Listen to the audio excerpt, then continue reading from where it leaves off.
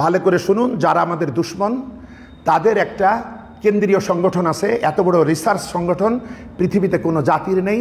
সেটা আমেরিকায় অবস্থিত ক্যালিফোর্নিয়ার এক স্টেটে। তার সাংকেতিক নাম হলো RAND, research and developed corporation. এরা সারা পৃথিবীর মুসলমানদেরকে 4টে ভাগে ভাগ করেছে।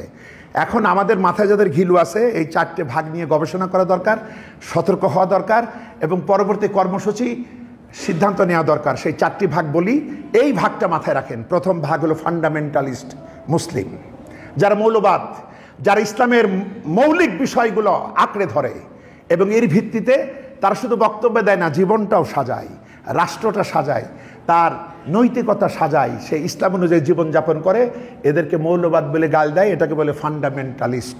এদেরকে 1 নম্বর শত্রু মনে করে পশ্চিমা বিশ্ব, তাদের সভ্যতা, সংস্কৃতি, তাদের বিপ্লবের জন্য হুমকি এই মুসলমানগুলো যারা প্র্যাকটিসিং মুসলিম, এরাই হলো ফান্ডামেন্টালিস্ট। 2 নম্বর হলো ট্র্যাডিশনালিস্ট, ঐতিহ্যবাহী বাপদাদা পরম্পরায় যারা মুসলিম। এরা কি করে? এরা মসজিদে বক্তব্য দেয়, এরা মাদ্রাসায় বিভিন্ন খানকায় থাকে, এদের নিজের কোনো বক্তব্য নাই। এরা বক্তব্য দিতে গেলেই শুধু কল আল্লাহ আর কল রাসূলুল্লাহ। আর এরা ফতোয়ার কেতাব পড়ে, এরা বিভিন্ন নামটাম দিয়ে এরা নিজেদের ভিতরে টুকরা টুকরা করে। কিন্তু এদের জনপ্রিয়তা আছে, সর্বসাধারণ মানুষ তাদেরকে ভালোবাসে। একটা সমাবেশ করতে হলে কত টাকা পয়সা খরচ করেও করা যায় না, কিন্তু প্রতি সপ্তাহেই লোকের আতর গোলাপ মেখে এদের পিছনে এসে সামিল হয়।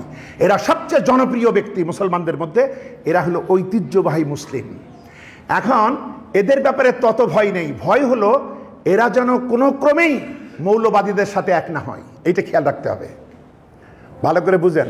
অর্থাৎ এই ঐতিহ্যবাহী মুসলমানরা যদি মৌলবাদীদের সাথে মিশে যায় তাহলে মহাশক্তি লাভ করবে। এজন্য এদের সাথে মিলতে দেওয়া যাবে না, নানা রকম ফেরকাবাজির দ্বন্দ্ব জিয়ায় রাখতে হবে। পাশাপাশি এদের ভিতরেও মাসলাগত দ্বন্দ্ব থাকবে, এইটা করবো না ওইটা করবো। হালাকু খান যখন বাগদাদ আক্রমণ করলো, রক্তের নদী বয়ে যাচ্ছে, সেই দজলা নদীতে বাগদাদের লাইব্রেরির বই এমন করে ফেলে দিয়েছে, স্রোত থেমে গিয়েছে।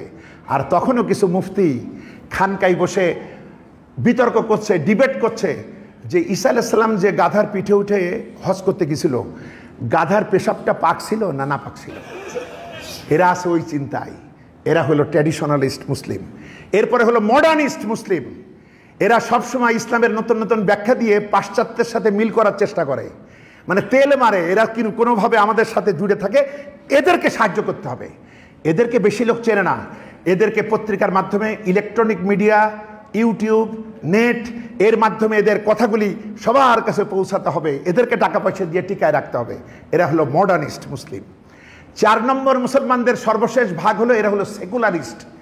এরা যেটুকু ইচ্ছা ইসলামকে ধর্ম হিসেবে মানে, আর রাষ্ট্রকে তারা নিজের মনচাহী জীবন অনুযায়ী চালায়। এরা তো আমাদের পকেটেই আছে, এদের নিয়ে ভাবতে হবে না।